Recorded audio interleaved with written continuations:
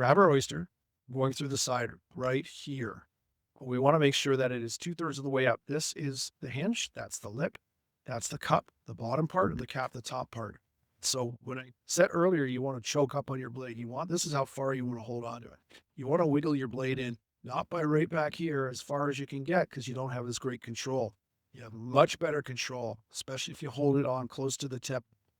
Insert right about here. And you can see there's a little flake where you can get underneath it and give it a little control, and you just wiggle the knife, jamming it in between the two shells. I can feel it moving away. A slight pry has broken the back hinge. There's a little bit of grit that's gone in. That's okay. So I'm going to cut right here where the adductor muscle is, and then pry that back. When you pry it back, you can control the oyster by putting the shell in between the shell and the blade.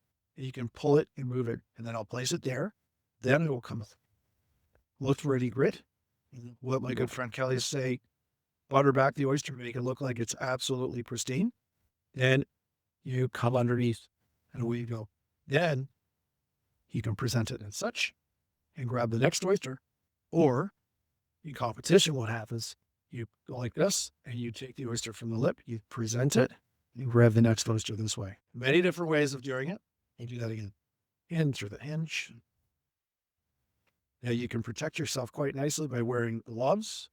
These are my fingerless gloves, but on something like this, I would wholly recommend a full finger glove. Pull back. Oops. Sometimes this happens. I got to work a little bit better on my technique, but the top mantle there is left behind on the top shell, which we don't want to do. If this happens, this is what you should be doing. Watch for any grit first and foremost. Look for all that. And then sever underneath here. This is where the flip comes into play. Because I've angled the oyster, I've now taken the top part off. I want to make it look pretty, so I sever from the bottom, make sure it's all loose, and I come underneath on the opposite side to the hinge and turn it over. When it's turned over, the meat looks really nice. It looks like it's okay. It is wrong, though, because the oyster is now not turning to the right. It's now turning to the left in a right-hand style of shell. In the end, this will make it look nicer. So flip the oyster if you injured the oyster to make it look as pretty as possible. So that is shucking around with the side technique.